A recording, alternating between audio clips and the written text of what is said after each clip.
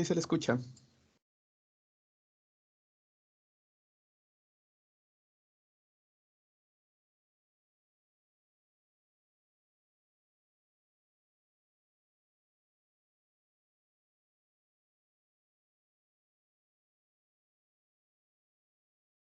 ¿Están viendo la presentación? ¿Aló? No se ve No, todavía, doctor. no, doctor. ¿No se ve? No.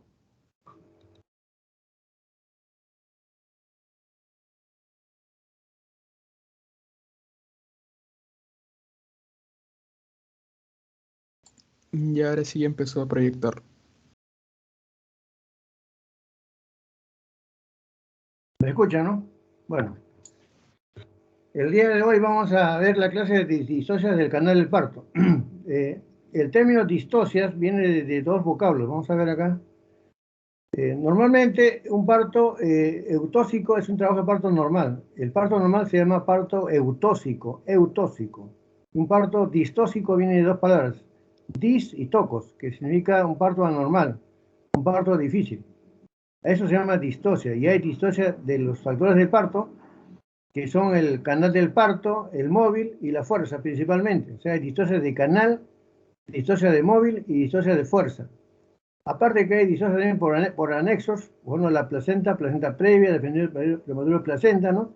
Entonces el término de distocia es un término que va a revelar un parto normal o un parto difícil, anormal o difícil. Entonces acá tenemos el centro obstétrico del Instituto Materno Perinatal, donde se producen los partos, ¿no? Vamos a ver ahí que en la sala de partos es donde nosotros vamos a definir, de repente, si la paciente, si es un parto normal, va a entrar acá, si no, vamos a tener que someterla a una cesárea. Si es un parto, digamos, con un canal del parto estrechado, vamos a tener que entrar a una cesárea, ¿no?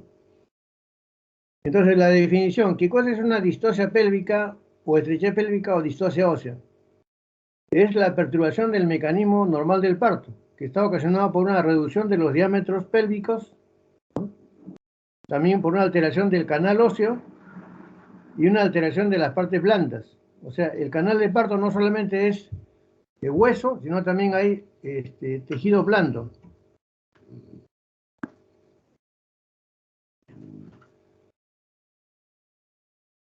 Bueno, entonces hablamos también aparte de la estrechez pélvica, hablamos lo que es desproporción cefalopelviana, que viene a ser un concepto clínico y dinámico, que intervienen acá en la pelvis y el tamaño de la cabeza fetal, el tamaño de la cabeza del feto.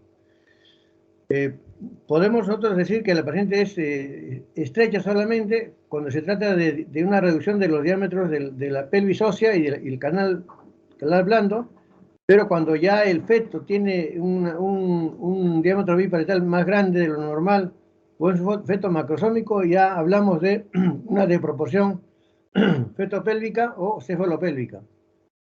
Entonces son dos conceptos diferentes, es un concepto clínico y dinámico.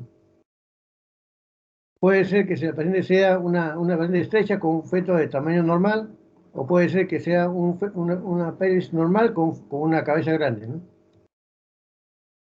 Entonces, vamos a hablar sobre el término que es encajamiento, que esto ya lo hemos visto ya en la práctica. El encajamiento es cuando la cabeza fetal va a ingresar dentro de la pelvis y vamos a ver que el vértice llega a la altura de las espinas ciáticas, ¿no? Entonces, a esta altura está en el plano de Lee, está en grado 0, pero lo que nosotros tenemos que es que el diámetro biparietal, que está a esta altura, ingrese sobre el estrecho superior. O sea, cuando el estrecho superior está, digamos, ha ingresado ya el diámetro biparietal, nosotros decimos que la cabeza ha encajado. El diámetro biparietal se toma más o menos a 3 centímetros por encima del vértice, ¿no? Y lo que tomamos en cuenta entonces es el diámetro biparietal. Entonces, toda cabeza encajada es aquella que la encontramos en 0 o -1 o -2. Cuando la cabeza está en -3, -4, ya no es encajada. Acá podemos ver, por ejemplo, esta cabeza está en 0, entonces ya el diámetro biparietal ha ingresado ya 2 centímetros por debajo del estrecho superior.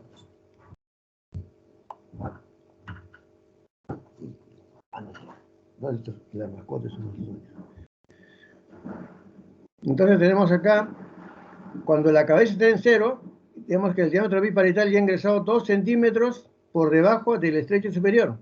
Entonces, lo que manda acá es el diámetro biparietal que está a esta altura, ¿no? Entonces, la distancia entre el vértice y el diámetro biparietal son 3 centímetros. Por esa razón se dice que la cabeza, cuando está de -2 para abajo, ya se considera encajada.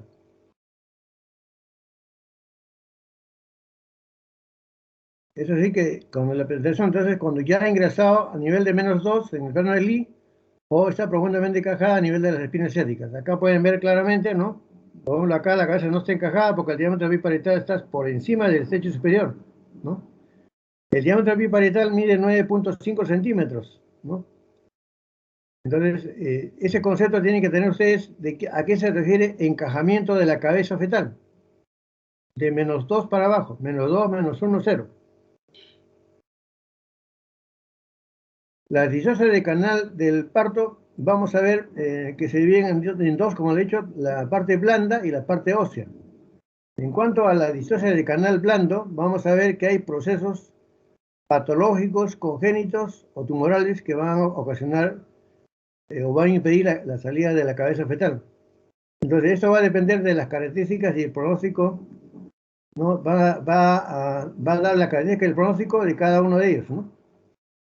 Entonces tenemos que el canal blando puede ser, digamos, alterado por causas uterinas, por causas cervicales, por causas vaginales, vulvares o perineales, ¿no? Entonces veremos acá que todas estas partes son las que pueden alterarse en el canal blando del parto. Desde el punto de vista congénito y adquirido, vamos a ver que en el caso de que sean problemas congénitos anatómicos, tenemos en caso del útero bicorne, útero unicorne, útero disdélfono, o tabiques endouterinos, o una atresia del cérvix, o una estenosis congénita del cuello uterino, ¿no? O un cuello doble puede ser causante de un defecto anatómico. Lo mismo también podemos encontrar un defecto congénito anatómico, una atresia vaginal, o un tabique transversal, o un tabique longitudinal, o una doble vagina. En los casos de defectos congénitos adquiridos, vamos a ver que puede ocurrir que haya, digamos, depende de un problema a nivel del cuello uterino, el que le hayan ocasionado una amputación cervical por un cáncer del cuello uterino, o una cauterización demasiado fuerte que haya cicatrizado el cuello uterino y no deje de dilatar, ¿no? O también pueden ser úteros que estén en mala posición porque han habido operaciones previas y el útero ha rotado y hay adherencias periuterinas que no permiten que el útero esté en su forma normal. Como le dije, también hay conizaciones. En caso de un cáncer de cuello uterino, hay una operación que se llama conización, y esa conización de repente puede ser muy amplia, ¿no? Puede producir cicatrizaciones anormales, o puede ser un cuello conglutinado, ¿no? O pueden haber desgarros en los embarazos anteriores, ¿no? O un cuello rígido, ¿no? Lo mismo también defecto congénito adquirido sería que una paciente sea sometida a una colporrafía anterior. Entonces, en ese caso, la paciente ya no puede dar parto normal porque si ya se ha suturado la vagina, se ha corregido el defecto del prolapso por una colporrafía, ya no puede dar parto normal, ¿no? Lo mismo puede haber estrecheces cicatrizales de la vagina, de repente por una cobaltoterapia o un tratamiento del cáncer en la vagina y hay una estrechez cicatrizal, ¿no? O depende de una cura de un desgarro profundo que ha ocasionado una cicatriz también en la vagina, ¿no? También el parto se puede alterar por problemas infecciosos, por ejemplo, condilomas acuminados, ¿no? Grandes que pueden simular un aspecto de coliflor a nivel de la vagina que impide la salida del feto, ¿no? O problemas tumorales, por ejemplo, miomas, cáncer, lipomas, quistes, que pueden estar, digamos, ocasionando un obstáculo o un tumor previo para la salida del feto. Entonces, en resumen, tenemos acá, estas son las disocias de canal blando. En el útero, malformaciones uterinas, úteros mal posicionados, prolapsos, tumores del útero. En el cuello uterino, distosia de cervical primaria, ¿no? O una distosia cervical secundaria, depende por problemas que haya tenido la paciente anteriormente, ¿no? También tenemos distosia de la vagina, tenemos, por ejemplo, malformaciones congénitas, ¿no? Cirugía vaginal previa, tumores. O en la vulva puede haber también varices, ¿no? De edema, desgarros, ¿no? O un himen patológico, ¿no? En el periné también pueden haber lesiones, por ejemplo, rigidez del periné, edema, cicatrices previas, ¿no? Que ocasionan un periné duro que no se relaja en el momento del parto. Por ejemplo, acá vemos una paciente que tiene edema de los labios, ¿no?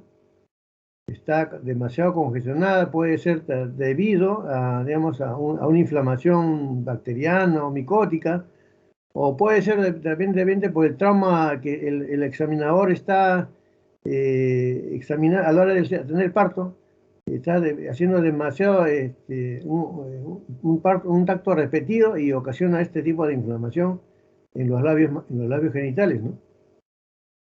Y eso va a impedir hacer por un epicio o depende, a la hora que sale el feto puede desgarrarse, ¿no? Puede lacerarse el cuello, los labios mayores o menores.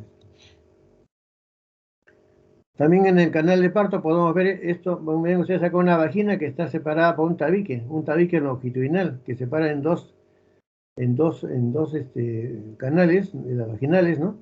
Y este es un tabique longitudinal. Ven ustedes acá, este tabique que está separando la vagina en dos, este es un problema congénito.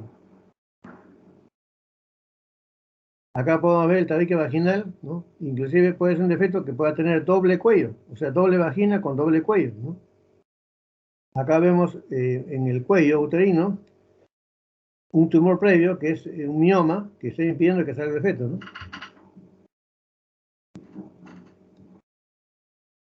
Vemos acá también en los labios mayores quiste de Bartolino. Estos quistes de Bartolino, la glándula de Bartolino es una glándula que normalmente no se debe palpar, que sirve para la lubricación en el momento del acto sexual, y cuando se llena de gérmenes, por ejemplo con gonococos, se llena de pus, o si pasa el problema infeccioso se puede llenar de líquido y puede formar abscesos o quistes de Bartolino que pueden ocasionar también o pueden impedir la salida del feto, ¿no? También podemos ver en el cuello uterino lesiones tipo herpéticas, los herpes genitales, ¿no? Que son herpes que cuando hay una paciente, nosotros encontramos un herpes a nivel del cuello uterino, no podemos permitir el parto vaginal porque este herpes va a contagiar al feto a la hora de su salida por el canal vaginal. Va a ocasionar una corioretinitis herpética y puede ocasionar la ceguera del feto, ¿no? Después del nacimiento. Bueno, esa es la parte blanda. Vamos a ver la parte ósea. En la parte ósea nosotros vamos a ver que la pelvis tiene dimensiones, tiene forma y una inclinación normal. Nosotros hablamos de una clasificación anatómica de la pelvis, de la estrechez pélvica, es cuando es una pelvis simétrica y una pelvis asimétrica. Entonces, cuando es una pelvis simétrica, podemos nosotros ver que hay una estenosis del estrecho superior, del estrecho medio y el estrecho inferior. Lo que más predomina es la distosia del estrecho medio, o sea, a nivel de las espinas ciáticas. Entonces, ustedes ya saben por la primera clase que les han hecho de pelvis, qué cosa es el estrecho superior, qué cosa es el estrecho medio y qué cosa es el estrecho inferior. El estrecho superior está dado por el promontorio, ¿no? La línea nominada, la cresta pectínea y el borde superior del pubis. Eso viene a ser el estrecho superior. El estrecho medio está dado por las espinas ciáticas y también está dado por el sacro, la articulación entre la tercera y cuarta vértebra sacra y la borde inferior del pubis. Y el estrecho inferior está dado por las tuberosidades isquiáticas, ¿no? Tuberosidades isquiáticas y también por el coxis, ¿no? Eso debe ser el estrecho inferior. Entonces, vemos acá que la mayor proporción de estrechez pélvica en una pelvis simétrica, normal, es el estrecho medio. Es así que a veces uno puede encontrar el estrecho superior normal y la paciente se somete a trabajo de parto y en el momento del parto dilata completamente y la paciente no expulsa el feto, se queda retenido en cero, a nivel de las piernas ciáticas, porque son prominentes, ¿no?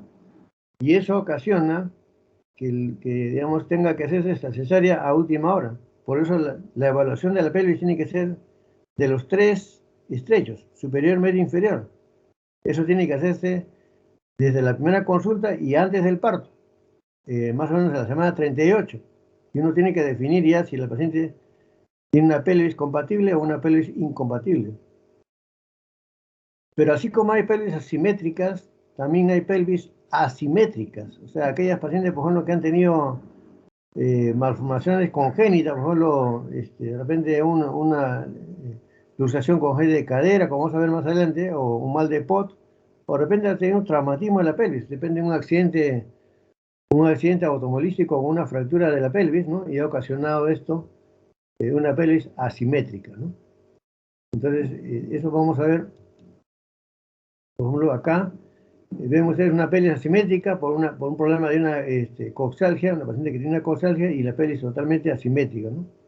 Totalmente deformada. También cuando hay una escoliosis lumbar, la pelvis totalmente deformada. Entonces, cuando entra la paciente a la consulta, van a ver ustedes si la paciente está claudicando, tiene la columna desviada, tienen que descartar que tenga una pelvis asimétrica. La clasificación, esta es la clasificación, lo que hemos visto es una clasificación anatómica. Ahora vamos a ver la clasificación funcional. En la clasificación funcional nosotros vamos a ver que hay tres tipos de pelvis. Hay una pelvis que es una pelvis anillada, ¿no? En donde el estrecho superior es contraído y en la parte inferior es normal. Una pelvis canaliculada cuando los tres diámetros están contraídos. Y una pelvis en forma de embudo que se llama la pelvis infundibuliforme, que es una pelvis en donde el estrecho superior es normal y el estrecho inferior es contraído, ¿no? Entonces, un anatomista, el doctor Caldwell, dos anatomistas Caldwell y Molloy, que estudiaron los tipos de pelvis en el ser humano y encontraron que había cuatro tipos de pelvis, ¿no? La pelvis ginecoide, la pelvis antropoide, androide y platipeloide, ¿no? Entonces ven ustedes acá que la pelvis ginecoide tiene forma de un corazón, ¿no? En donde los diámetros son normales, ¿no? La pelvis antropoide es una pelvis más alargada en sentido anteroposterior y el estrecho medio está más o menos por detrás de lo que debe estar normalmente, ¿no? Y la pelvis antropoide, ¿no?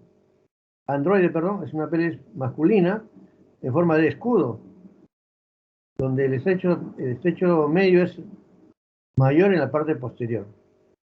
Y la pelvis platipeloide es una pelvis aplanada en sentido anteroposterior. Es una pelvis, digamos, que tiene un conjugado verdadero mucho más corto, menos de 11 centímetros, ¿no? Pero es ensanchada en sentido lateral. Esa es la pelvis que generalmente predomina en las pacientes de raza negra, que son anchas de cadera, pero tienen una pelvis estrecha, ¿no? Estrecha. Entonces, esto es importante cuando uno examina qué tipo de pelvis tiene la paciente, ¿no? Los que son compatibles con el parto son la pelvis ginecoide y antropoide, no así la androide y la patipeloide, ¿no? Este es la misma lámina para que vean ustedes acá los diámetros de los cuatro tipos de pelvis, ¿no? Y cómo cómo se va a ver el momento del parto, donde va a migrar el feto a través del canal óseo. Entonces, este es un resumen digamos, de la clasificación anatómica y la clasificación funcional.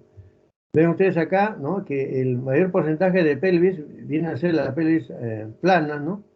La pelvis plana platipeloide, ¿no? Que es de tipo a veces congénita, ¿no? O raquítica, ¿no? Y luego viene la pelvis infundibuliforme, en forma de embudo, que es la pelvis antropoide, ¿no? Que es la pelvis, digamos, que produce, que generalmente es un 25% y también tiene, digamos, de origen congénito, ¿no? La pelvis androide es de mujeres de talla baja, mujer varonil, ¿no? Y la pelvis canaliculada plana es una mezcla, ¿no? es una platipeloide androide que está en menor porcentaje, en un 5%. Entonces, dentro de la pelvis más frecuente es la pelvis platipeloide, es la que más frecuentemente existe en un 60%, la planada anteroposterior. ¿Cuáles son los problemas de la pelvis? Generalmente provocan una desproporción cefalopélvica, más o menos de 250 partos, podemos encontrar una paciente que tenga este problema, ¿no? Como le dije, la desproporción cefalopélvica también se refiere ya al término cuando interviene ya la cabeza fetal. El peso fetal o el tamaño cefálico mayor de lo normal. Por ejemplo, un feto macrosómico, un feto hidrocefálico, ¿no? Entonces, el diagnóstico definitivo es retrospectivo. O sea, nosotros tenemos que hacer, antes de iniciar un trabajo de parto, tenemos que evaluar el móvil. Ustedes saben que en el parto hay tres factores: el canal, el móvil y la fuerza. El móvil tiene que ser evaluado desde el punto de vista, digamos, de cómo está el peso fetal, ¿no? Y el diámetro biparietal. Un diámetro biparietal que pase más de 100 ya es una hidrocefalia, es una macrocefalia, ¿no? Un feto macrosómico más de 4 kilos. El diámetro biparietal normal debe ser 95 milímetros, ¿no? O sea, 9,5 centímetros. Pero si es un diámetro biparietal más de 100, ya hablamos de un feto macrocefálico y va a tener problemas para salir, ¿no? Aparte de evaluar el móvil, también tenemos que evaluar el tipo de pelvis. La ginecoide y la antropoide son de buen pronóstico para un parto vaginal. En cambio, la androide y la platipeloide producen distosia. Esto es importante, ¿no? Entonces tienen que ustedes diferenciar qué tipo de pelvis tiene la paciente, ¿no? La ginecoide y la antropoide tienen buen pronóstico para el parto, ¿no? No así la androide y la platipeloide, y sobre todo la platipeloide que está en mayor porcentaje. Y también hay que evaluar deformaciones pélvicas, ya les he dicho, las asimetrías pélvicas, ¿no? Entonces, no solamente evaluar el feto, el pelvis, y también si la pelvis es asimétrica. ¿Qué pasa cuando uno no hace un buen diagnóstico de una estrechez, de una distosia del canal del parto? Y uno somete al parto, como ocurrió hace poco, no hace, bueno, hace 2 años, una paciente que en el Cerro Alpino fue atendida por una empírica y no se dio cuenta que el feto era demasiado grande, ¿no? Entonces, todo esto, o también ustedes, pues, de repente pueden tener una paciente que evolucione de esta manera. Vamos a ver, cuando hay signos de sospecha de estenosis pélvica, ¿no? Primeramente, la paciente va a tener una presentación alta y móvil. Ustedes, cuando hagan la cuarta maniobra de Leopold, la tercera y la cuarta maniobra de Leopold, van a ver que el peloteo, la paciente su cabeza no está encajada, la cabeza fetal no está encajada, está muy móvil y está alta. Entonces, uno sospecha que la pelvis no es buena, ¿no? O de repente también cuando el feto tiene una anomalía en su situación o presentación. Por ejemplo, cuando tenemos un feto en podálico o un feto en transverso, ¿no? Entonces nosotros también tenemos este problema de descartar una estrechez pélvica, ¿no? Toda paciente que venga con feto en transversa o en podálico, uno debe descartar estrechez pélvica, ¿no? O también cuando el útero, por ejemplo, no se contrae adecuadamente, por ejemplo, tiene un trabajo de parto prolongado, ¿no? De repente al comienzo un ataque sistólico y luego una hiposistolia, ¿no?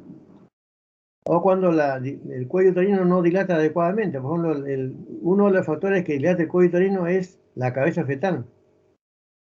Pero si digamos, la cabeza no ha descendido y solamente están las membranas, lo único que va a dilatar son las membranas. Y si se rompen las membranas, ¿no? Si se produce la ruptura de membranas, ¿no? Va a ocasionar el prolapso del cordón.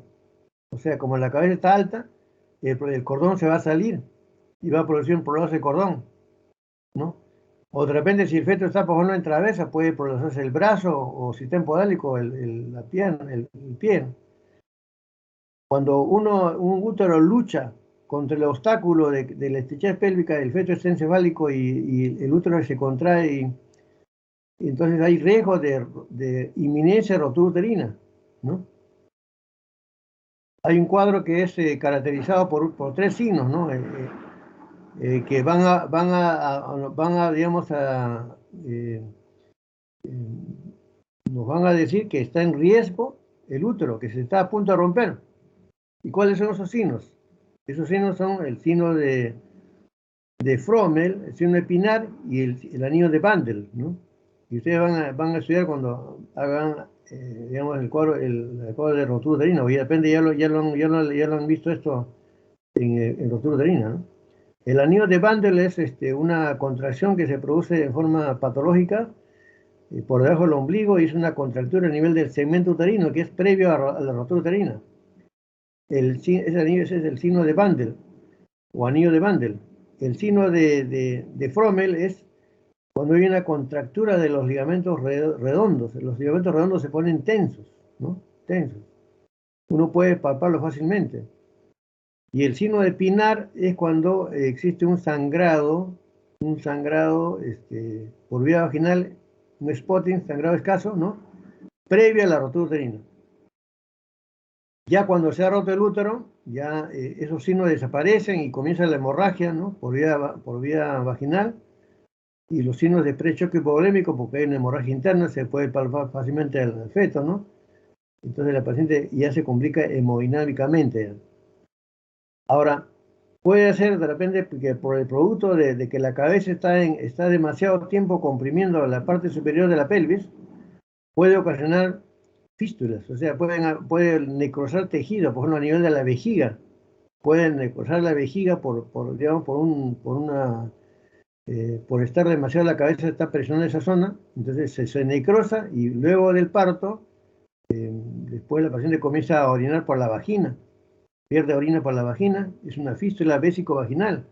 O también puede ocasionar una fístula recto-vaginal en el caso de que uno insista en el parto y le saque al feto, no a empujones, ¿no? Como una manera de quitarle. Entonces las fístulas vésico-vaginales y recto-vaginales se pueden producir por una mala atención del parto, ¿no?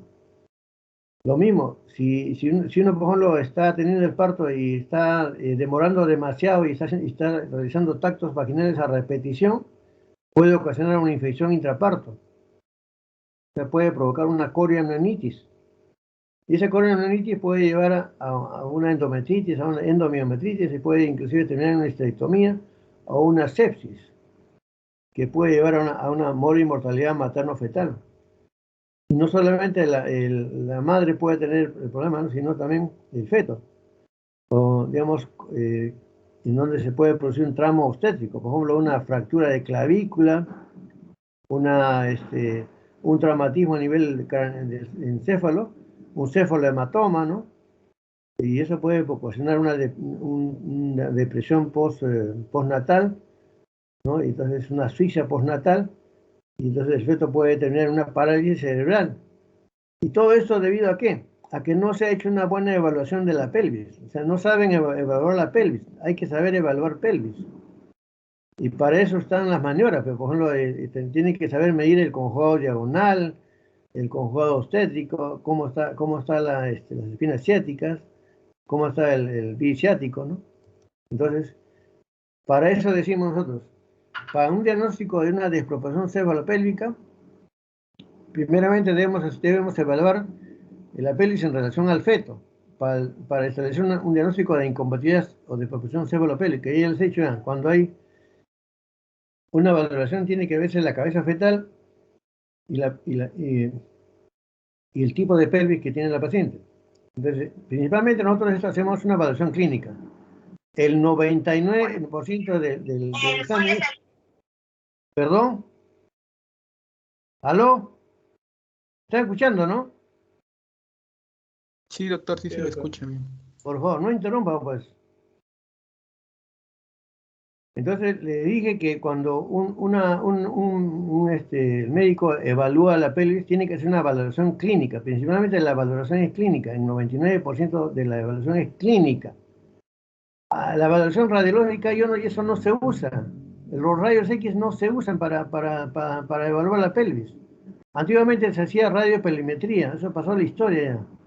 Le sacaban una placa de la cadera, ¿no? De la pelvis, y esa placa servía para ver cómo estaba el estrecho superior, pero eso ya no se usa ya, ¿no? Entonces la valoración clínica es lo más importante acá. El examen clínico, lo que se llama el examen de pelimetría ósea.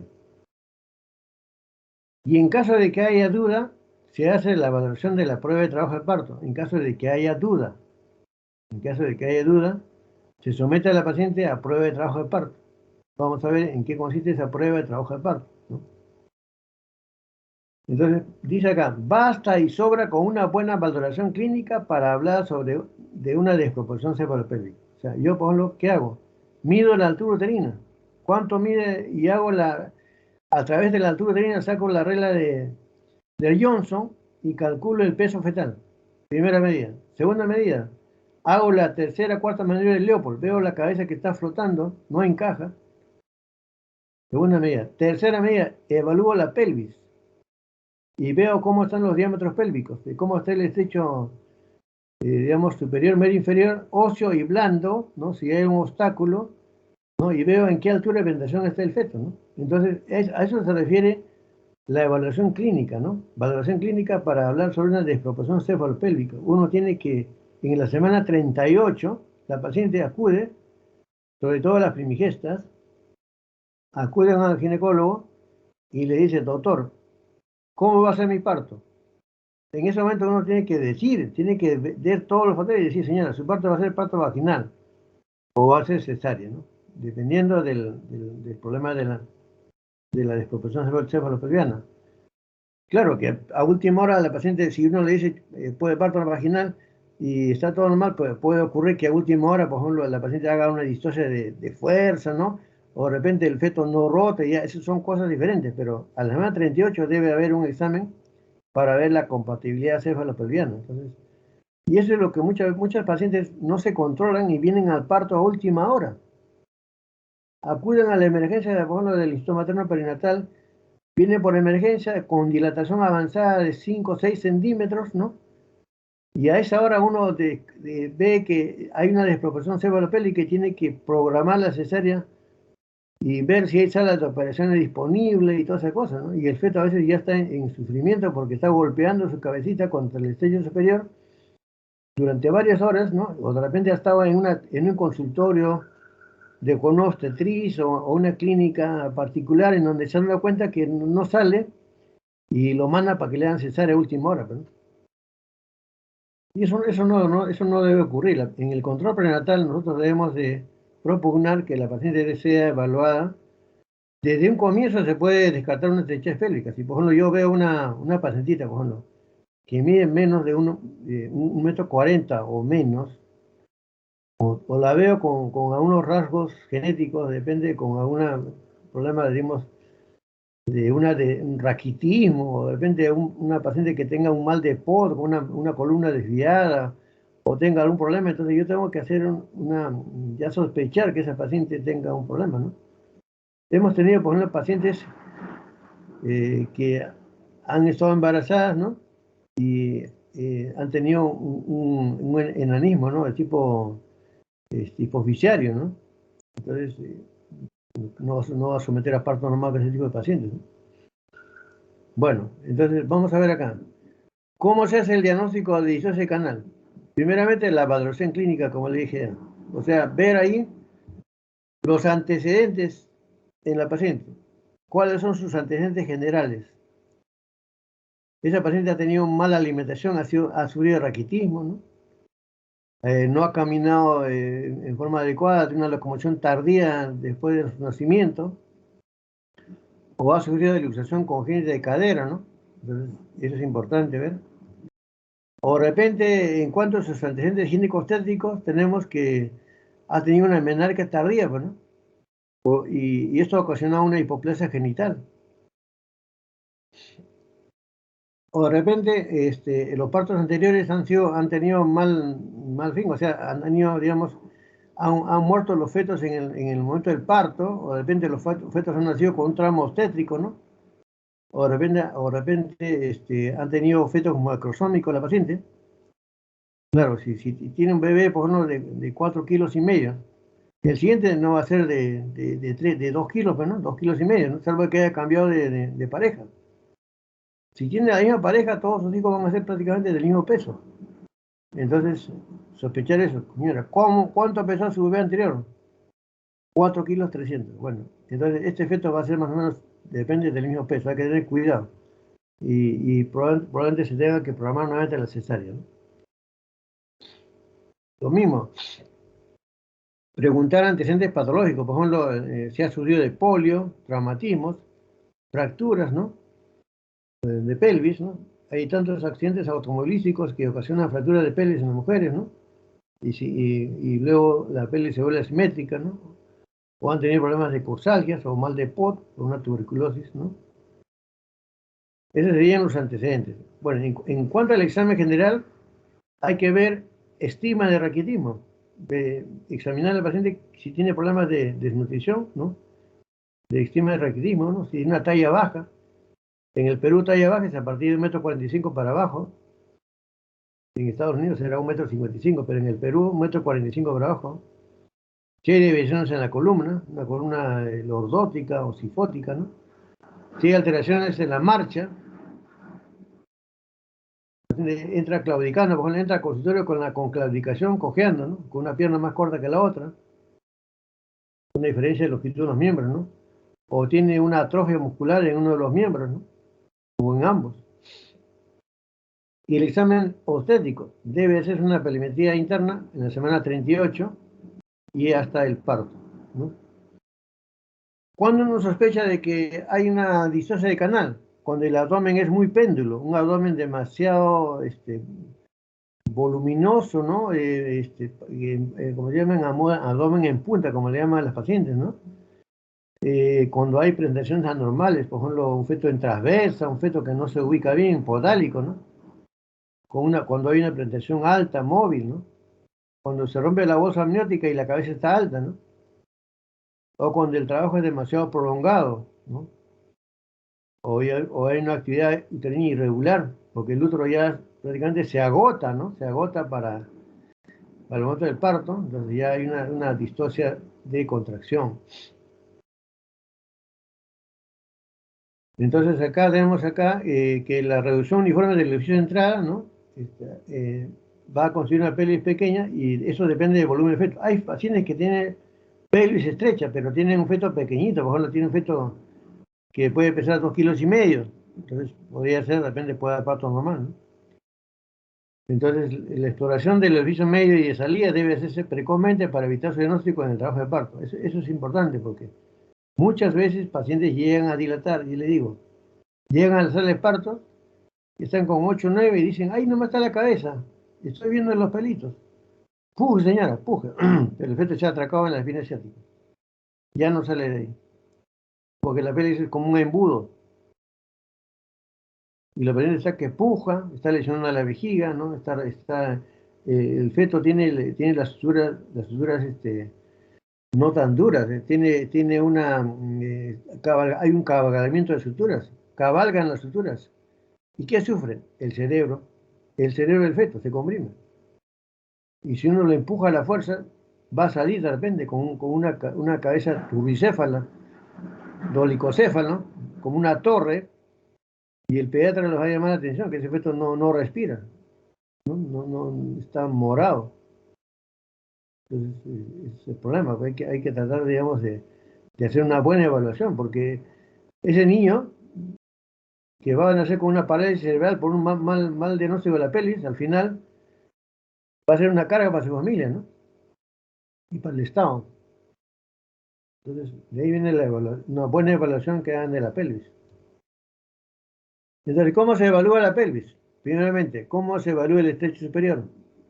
El estrecho superior, primero nosotros debemos ver si nosotros palpamos el promontorio del sacro, perdón, entonces vamos a confirmar. Entonces ya saben ustedes que para evaluar el promontorio del sacro hacemos el tacto vaginal y vemos el conjugado diagonal, que debe ser 12 centímetros, ¿no?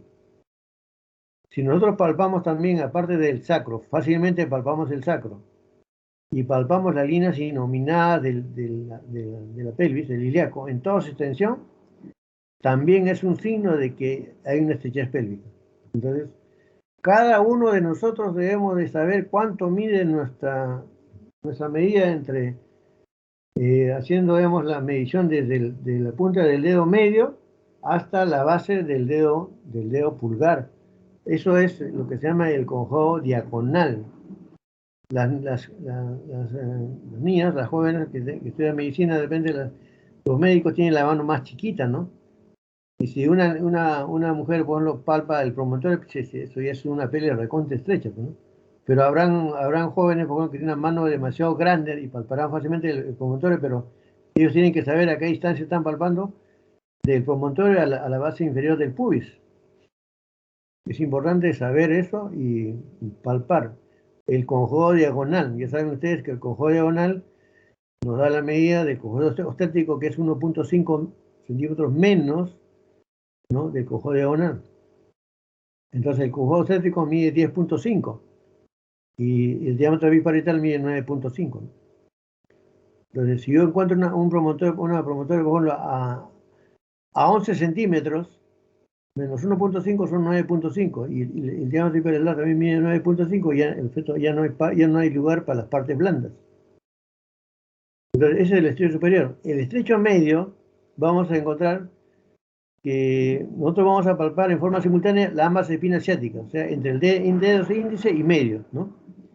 Y tenemos que determinar la distancia que hay entre las espinas ciáticas, entre estos dos dedos. Normalmente la distancia entre las espinas ciáticas debe ser 10 centímetros. 10 centímetros. Si encontramos menos de 10, también vamos a ver, o si las espinas ciáticas son prominentes, puntiagudas como unos cachos, no va a salir, se va a quedar ahí. Aparte de ver el estrecho medio, también, aparte de ver las espinas ciáticas, tenemos que evaluar la concavidad del sacro. El sacro debe ser cóncavo, debe ser totalmente cóncavo en toda su longitud. Pero hay veces que hay una exostosis entre la vértebra S2 y S3, ¿no? Y eso se llama, digamos, falso promontorio, ¿no? O, digamos, una angulación del sacro, ¿no? Y eso me va a impedir que salga la cabeza del feto. Es como un falso promontorio, ¿no? Entonces, el sacro debe ser ni muy convexo ni muy cóncavo, ¿no? Ni muy convexo porque no avanza, ni muy cóncavo porque detiene su marcha, ¿no? Ese es el estrecho medio, ya saben ustedes ya. Espinas ciáticas y concavidad sacro. Perdón, y el estrecho inferior principalmente está dado por la movilidad del coxis. El coxis en el momento del parto tiene movimiento. Va a haber un movimiento, digamos, de una articulación sacrocoxigia que va a permitir la salida del feto. Pero hay veces que hay pacientes, por ejemplo, que han tenido una caída, por ejemplo, sentada y se han fracturado el coxis, y ese coxis está soldado, ¿no? Ya no tiene movilidad. Entonces, esto puede ocasionar también problemas, ¿no? Y en el estrecho inferior lo más importante es hacer la maniobra del puño. Entonces, nosotros, ¿qué vamos a examinar? El ángulo que está por debajo del pubis, que digamos que me va a medir el diámetro bituberoso, ¿no? El ángulo subpúbico, ¿no? El ángulo subpúbico nosotros medimos con el puño. Normalmente debe medir 9.5 centímetros, ¿no? Pero si es menor, por ejemplo, a 9.5, entonces me indica que es un diámetro más agudo, ¿no? Y el ángulo subpúbico es menor de 90 grados.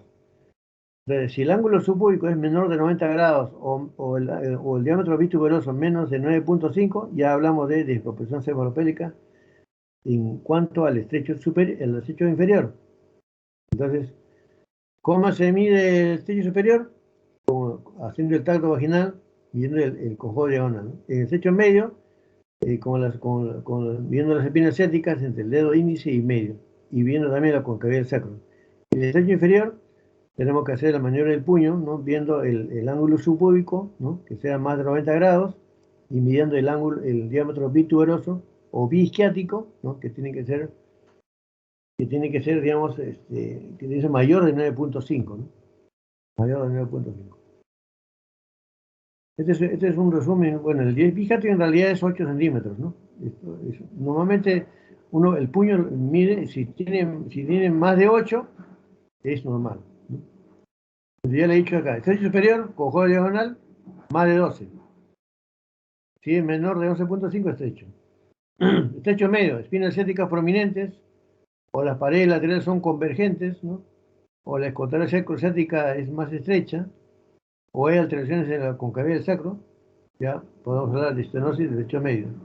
Y el estrecho inferior, vemos el ángulo subpúbico y el diámetro episquiático menos de 8. Menos de 8. Estas son las sospechas clínicas. Radioperimetría no le digo porque ya no se usa ya. Antiguamente en los libros de ginecología existía pues la radioperimetría. Eso ya inclusive habían aparatos que eran para medir digamos, la diámetro pélvica, que es el pelvímetro, ¿no? que está en los museos, que medía el diámetro bitrocanterio, el diámetro crestal, ¿no? Y eso ya no se usa ya. Principalmente es la valoración clínica. Eso es lo que tienen que aprender ustedes, la valoración clínica, que es el 99%. ¿Ya? Ahora, hay unas maniobras especiales para determinar si el feto está encajando o no. Y eso, una de las maniobras es la quinta maniobra mensuradora de Pinar. Así como hay 4 maniobras de Leopold, hay una quinta maniobra que se llama la quinta maniobra mensuradora de Pinar. ¿En qué consiste esa maniobra? Va a evaluar el grado de compatibilidad entre la cabeza fetal y el estrecho superior de la pelvis, ¿no? Y solamente se aplica en caso de que el feto esté en presentación cefálica, ¿no? Va a explorar si la cabeza penetra dentro del canal del parto, o si encuentra alguna dificultad, ¿no? Entonces, ¿cómo se hace esta maniobra? Vamos a ver. Nosotros ponemos una mano, digamos, sobre el borde superior del pubis, ¿no? Y con la otra mano tratamos de empujar la cabeza del feto dentro del canal del parto. Si vemos que la cabecita ingresa, como en este caso, ingresa normalmente, la cabeza ingresa, no hay problema, esa es una pelvis compatible, ¿no? Pero si vemos acá, en este caso, por ejemplo, el estrecho superior está contraído y uno por más que empuje, la cabeza fetal no ingresa y sobresale sobre el pubis, o sea, está por encima del pubis, entonces decimos que es una desproporción cefalopelviana, ¿no? Y acá pueden ver también grados intermedios, pueden descender en forma parcial, ¿no? En forma parcial, pero uno ya, si no desciende la cabeza en forma adecuada, entonces uno habla de desproporción cefalopelviana. Esto es la quinta maniobra mensuradora epinar, que se hace con ambas manos. Pero hay otra maniobra que también es parecida a esta, ¿no? Pero ya una de las manos va a ir dentro de la vagina, en la mano derecha en la vagina y la mano izquierda en el fondo uterino. Y bueno, acá ven ustedes, antes de pasar a otra maniobra, ven ustedes la palpación mensural epinar, por ejemplo, este es lo normal que debe existir, la cabeza fetal debe ingresar normalmente, cuando es en forma leve, en forma moderada, y cuando es absoluta, cuando la cabeza fetal está por encima de la tuberosidad isquiática, del pubis, encima del pubis. Entonces, estos son grados intermedios, pero eso es lo normal que debe existir. ¿Entienden?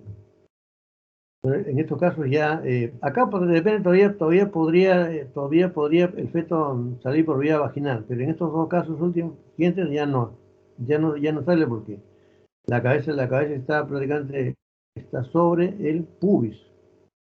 La otra maniobra que le dije es el tacto vaginal impresor o tacto impresor de Müller. Importante, el tacto impresor de Müller o mensurador de Müller. Eso también va a evaluar, ¿no?, si hay una compatibilidad fetopélvica, ¿no? Entonces, ¿cómo se hace esta maniobra? Se introduce los dos dedos, el tacto vaginal, ¿no? Dedo índice y medio, por vía vaginal, y con la otra mano se trata de introducir la cabeza del feto. Y uno puede ver si la cabeza desciende, ¿no? Y en qué plano de Lie está la cabeza es cuando uno empuja, o si no le empuja la cabeza, puede empujar del fondo uterino, ¿no? Haciendo una maniobra de Valsalva, tratando de que el feto ingrese dentro de la pelvis. Entonces uno cuando tacta va a ver que la cabeza desciende y uno va a decir, sí señora, el feto desciende adecuadamente, no hay problema, tiene una buena pelvis, no se preocupe, puede dar parto normal.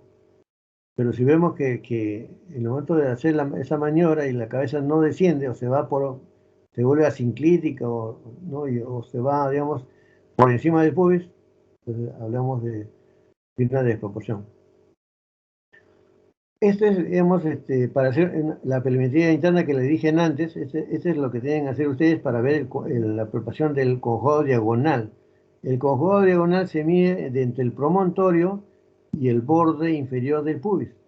Esta distancia desde ese punto, donde está el otro dedo, hasta el promontorio debe ser 12 centímetros. Normalmente, entonces, todos nosotros debemos medirnos hasta dónde llega 12 centímetros, ¿no? Y saber dónde llega 12 centímetros y ver dónde está el borde superior el borde inferior del pubis. Entonces, ese es el tacto vaginal mensurador también para ver el promontorio, para ver la pelvis, cómo está. Es importante hacer esta valoración. Esto me evalúa el estrecho superior también y podemos ver también la concavidad del sacro. También puedo ver si las espinas ciáticas son prominentes, el bisciático, ¿no? Entonces, básicamente el diagnóstico es clínico. Y ayudándose de estas dos maniobras que les he dicho, ¿no? La maniobra espinar y el tacto vaginal impresor de Müller. Ven ustedes acá, ¿no? El examinador examina por vía vaginal, trata de empujar la cabecita, o si no, empuja el fondo para ver si la cabeza desciende a través del estrecho superior. Bueno, entonces, en una paciente que viene a su consulta, nosotros debemos tener algunas indicaciones en quiénes debemos hacer la cefalopelimetría, o sea, en qué pacientes nosotros debemos tener cuidado, ¿no? De diagnosticar una disocia canal. Aquellas pacientes, por ejemplo, que han sido cesareadas anteriores por una desproporción cefalopélvica, ¿no? Ahora, toda paciente cesareada anterior, a veces cuando va a una clínica particular, puede ser que depende, le han mentido, ¿no? Depende de, señora, ¿sabe qué? Su bebé no sale. Y por el hecho de hacerle la cesárea, depende de ganar un poco más, ¿no? Por la cesárea. Y la paciente tiene una pelvis normal. Por eso, en toda paciente que nos diga, a mí me han operado porque tengo estrechez pélvica o me han dicho descompresión cefalopélvica, preguntar cuánto pesó su bebé y luego examinar la cadera. Puede ser que la pelvis sea totalmente normal, como han habido casos que hemos sometido a parto normal y la señora ha dado parto normal, sino que claro, en una clínica particular les conviene más hacer una cesárea, ¿no? Ahora, aquellas pacientes, por ejemplo, que refieren que durante el parto anterior han tenido un expulsivo prolongado, han estado más de una hora, ¿no? Más de una hora en expulsivo. Entonces ya algo ha pasado, pues ahí, porque qué raro que no está empujando a la señora, no haya salido, ¿no? Y al final la han operado, el bebé ha salido a empujones, ¿no? Y ha salido mal.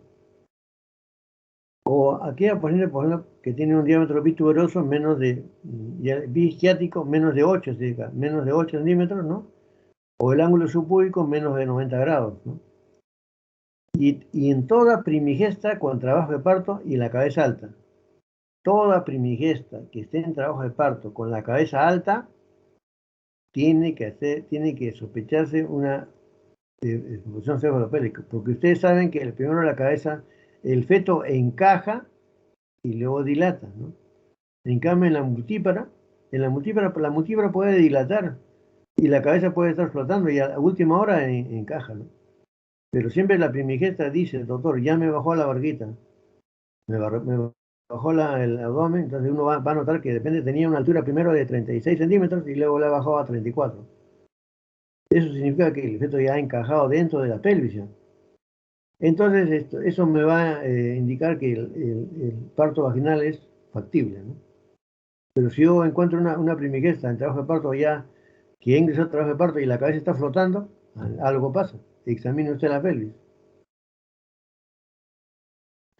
Entonces, ¿cuál es el procedimiento de conducta? Ya saben ustedes, cuando la pelvis no es viable, cirugía. Cesárea, si uno lo detecta a tiempo, ¿no? Se hace una cesárea electiva cerca al término, la semana 38 para adelante, 39, ¿no? De adelante, hace una cesárea electiva, ¿no?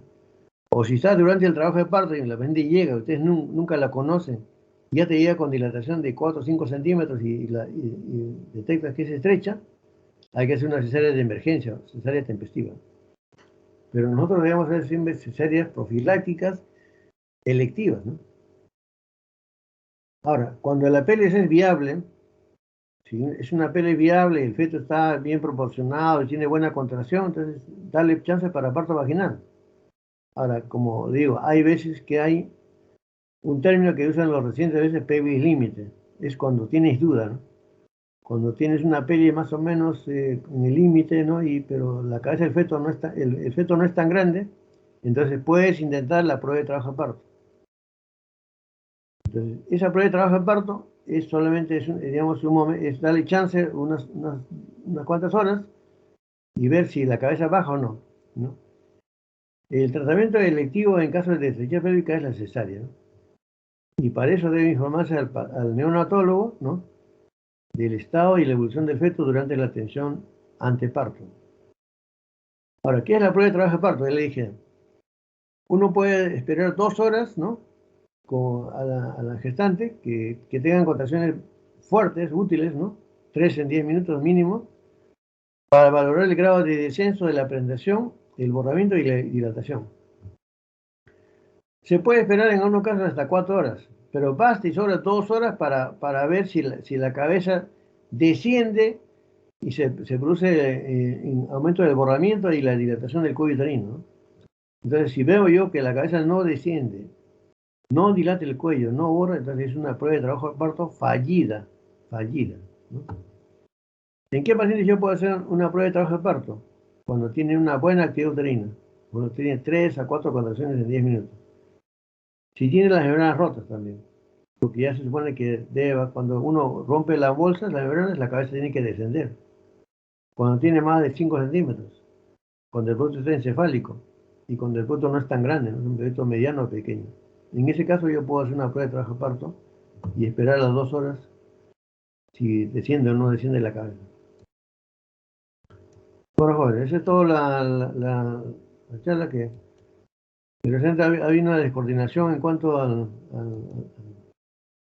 horario, no me fijé que me tocaba, y para eso está el delegado, pues, ¿no?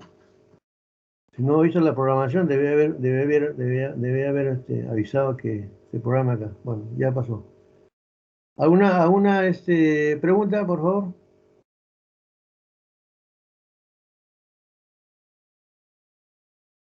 ¿Alguna pregunta sobre la disocia de canal?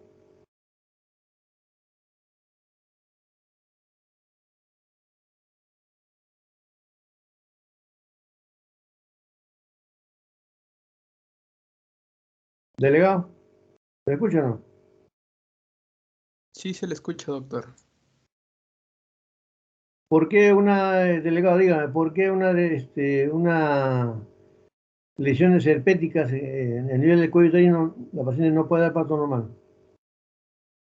Si uno ve en el espéculo unas lesiones herpéticas, ¿por qué no puede dar parto normal?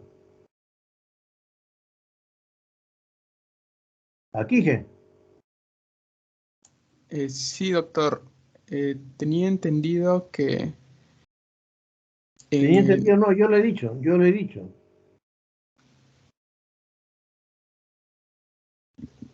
No estás escuchando la clase, ¿no? A ver, Brigitte Cortés, Sí, doctor. Usted nos dijo que hacía corioretinitis herpética y el feto podía desarrollar ceguera. claro, puede ser por eso. Cuando uno ve el espéculo y le encuentra lesiones herpéticas, unas vesículas en el cuello del útero, a la paciente no la puede someter a parto vaginal. No la puedes porque si no le vas a provocar que el feto salga contaminado y puede aparecer ciego después. Y Brigitte, dime, ¿qué otra enfermedad más te impide un parto vaginal?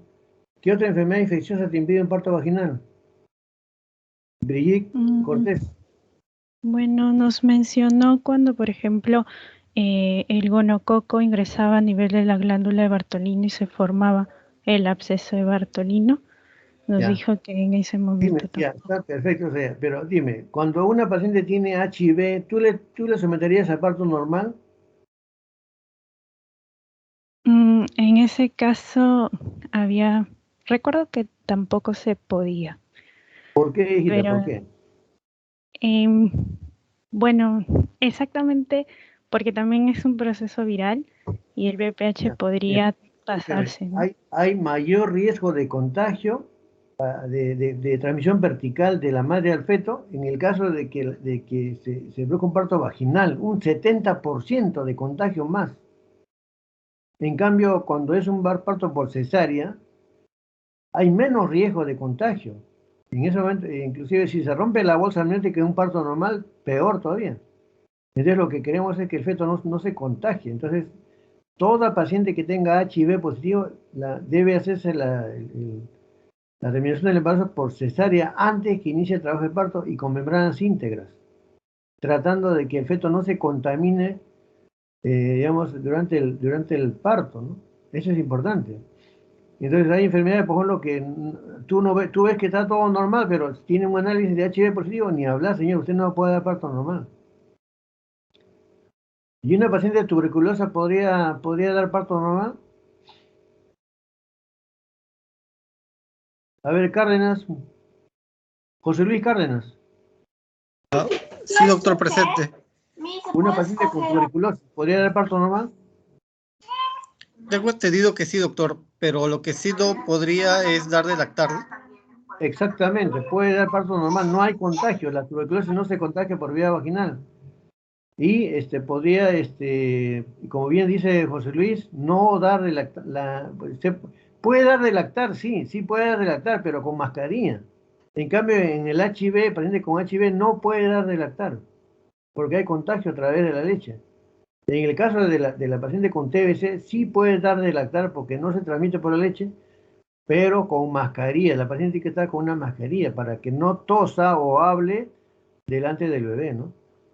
Entonces, jóvenes, esto es importante. Bueno, desgraciadamente acá pues están ustedes en una enseñanza remota y no podemos nosotros hacer una clase sobre la evaluación de la pelvis, pero cuando lleguen a internado, por favor, lo primero que deben hacer es pedir cómo se evalúa la pelvis en una gestante y hacer prácticas digamos, en pelvis óseas que ustedes pueden conseguirse, ¿no? Y en los hospitales existe, ¿no? Entonces, eso es lo primero que tienen que hacer cuando lleguen a su salud, cuando vayan a tener un parto, estén encontrando una paciente, miren la pelvis. Y si encuentran una pelvis que no es buena, señora, váyase al hospital. Usted se me va al hospital para que hacer cesárea, no me va a tocar la puerta a las 4 de la mañana en trabajo de parto con una pelvis estrecha. ¿Qué voy a hacer yo con el paciente? Y ustedes están a 3, 4 horas del lugar donde opera, en plena lluvia, ¿no? Le van a poner problemas. Entonces tienen que evaluar bien su pelvis. Bueno, jóvenes, terminamos acá la grabación y nos vamos. Van a ustedes a su siguiente clase, ¿eh?